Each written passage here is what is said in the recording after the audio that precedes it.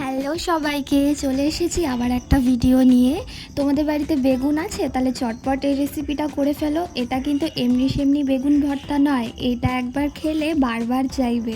চলো রেসিপিটা তোমাদের সাথে শেয়ার করা যাক। আমি এখানে দুটো বেগুন পুড়িয়ে নিয়েছি, ছোকলা ছাড়িয়ে নিয়েছি। এখানে পেঁয়াজ, লঙ্কা, আদা, রসুন, টমেটো আর ধনেপাতা কুচিয়ে নিয়েছি। তেলটা গরম হয়ে গেলে এর মধ্যে প্রথমে পেঁয়াজটা দিয়ে দিলাম, তারপরে আদা রসুন কুচিটা দিয়ে এবার এটাকে হালকা নাড়াচাড়া করে একটু লাল হতে দেব। একটু লাল হয়ে গেলে এবারের মধ্যে কুচিয়ে রাখা টমেটো দিয়ে দিলাম আর স্বাদ মতো লবণ। আর লবণটা দিয়েছি যাতে টমেটোটা তাড়াতাড়ি সেদ্ধ হয়ে যায়। তা এখানে টমেটো সেদ্ধ হয়ে গেলে দিয়ে দিয়েছি হলুদ, তারপরে দিয়েছি ধনের গুঁড়ো, তারপরে দিয়েছি জিরের গুঁড়ো আর একটু লঙ্কার গুঁড়ো। ঝালটা তোমরা তোমাদের হিসেব মতো দেবে, আর একটু কালারের জন্য কাশ্মীরি লঙ্কার গুঁড়ো।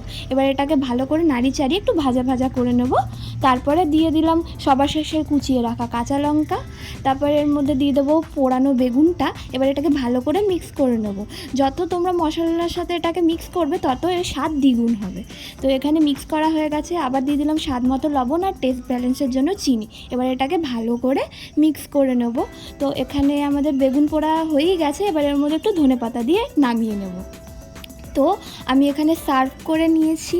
দেখতে যেরকম টেস্টি, খেতেও কিন্তু খুবই দুর্দান্ত। তোমরা বাড়িতে ঝটপট এটাকে ট্রাই করে রুটি বা পরোটার সাথে এটাকে সার্ভ করতে পারো। তো আমার চ্যানেলটাকে সাবস্ক্রাইব করতে ভুলো না। আবার দেখাবে নতুন কোনো ভিডিওর সাথে।